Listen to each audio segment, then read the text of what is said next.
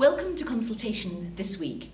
We're into November now, and here at the Institute we've all just about recovered from the conference, which I hope those of you who came to thoroughly enjoyed. We were delighted with the quality of the presentations and the great buzz that there was, so I'm sure that we're really looking forward now to doing another one next year. But of course, life goes on, and Rhian and I will be doing 2 training courses, Managing and Measuring Public Engagement, here in London this week. And I believe Barry Creasy is also running our focus group course. But we've also got special in-house training for 3 CSUs, Arden, Central Midlands and London South. That's in the National Health Service, of course. Absolutely. Those of you who might not know what a CSU is.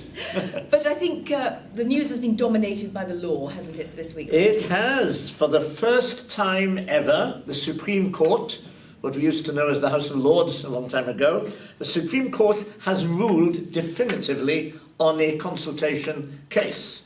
It's important because, as you know, the gunning principles have now been well and truly endorsed by the court in this case. And the case is about the London Borough of Haringey and the way that it consulted over its scheme for council tax benefit.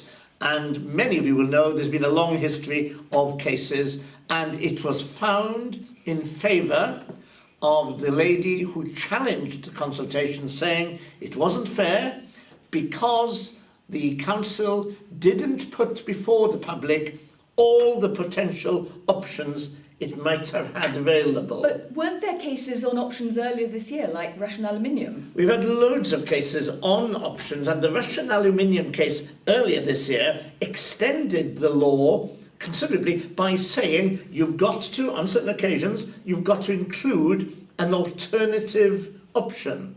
But then, days before the Supreme Court, the Court of Appeal overturned that case. Very interesting to see whether Russian aluminium come back now in the light of this. I think it leaves the law in a state of uncertainty. So what advice should we give people now? Well, because the Supreme Court case has given a number of alternative interpretations for lawyers to play with, I think the law is quite uncertain.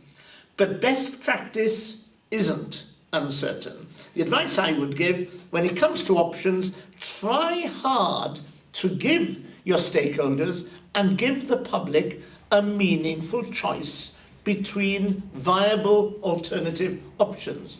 If you go for a single option, you do face a realistic threat of legal challenge. Well, I'm sure all this will very definitely be covered when we run the Law of Consultation course next time, which is going to be in York on the 19th of November. But there's going to be another one here at our headquarters in Biggleswade in the 3rd week of January. So if you are interested in this very, very important subject, please look them up on our website and give us a ring here in the office. And I'm off to talk to some of the other lawyers to see whether maybe we shouldn't put on a half-day seminar just on options development and what the law requires of that. So that might be an additional date. A lot going on. I hope you have a very good consultation week. Goodbye.